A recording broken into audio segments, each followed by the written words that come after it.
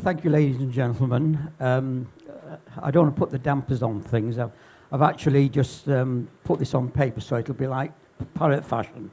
I would like to thank you all this evening for coming to support the Hereditary Breast Cancer Helpline charity. I was requested to say how our family became involved with Wendy and Becky and the helpline and what it means to our family. Our story is a sad one. Our youngest daughter, Suzanne, died of secondary cancers on Christmas Eve 2003 after a 2-year battle with breast cancer at the tender age of just 31.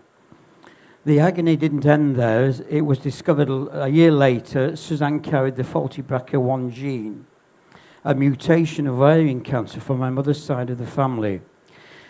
It was a 50-50 chance our other daughter, Jill, carried the faulty gene. I felt such guilt having passed the faulty gene on to Suzanne. A father is supposed to protect one's family and have all the answers. I had none. I descended into the depths of despair.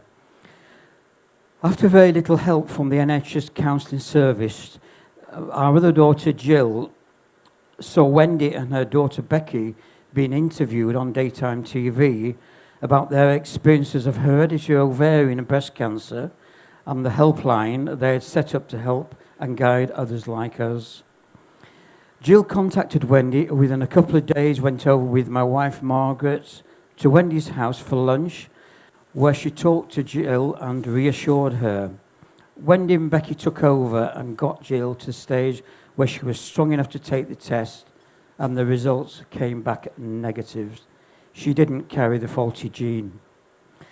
The relief for myself and Margaret, I can't describe. It felt like an enormous burden had been lifted from our shoulders, all thanks to the help and counselling from Wendy and Becky. I refer to Wendy as Saint Wendy. I believe saints are created after someone has passed on. However, an exception has been made with, in this case, Wendy. Wendy is the most warm-hearted, inspirational person I have ever met. She's down to earth, no airs and graces. What you see is what you get.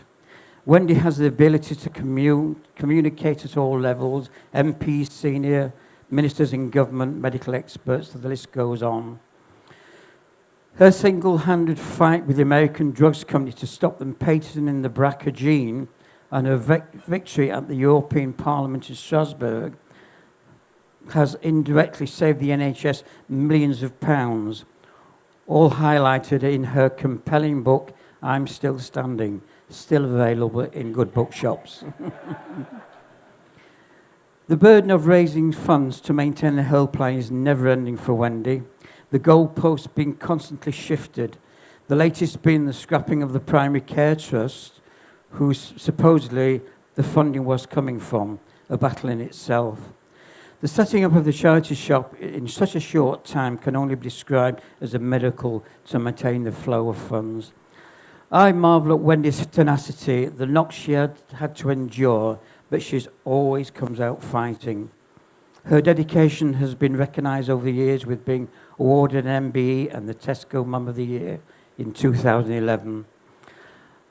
I would also like to say a big thank you to Becky for the time and effort in organising this wonderful ball tonight. Thank you, ladies and gentlemen, and enjoy the rest of your evening. Thank you.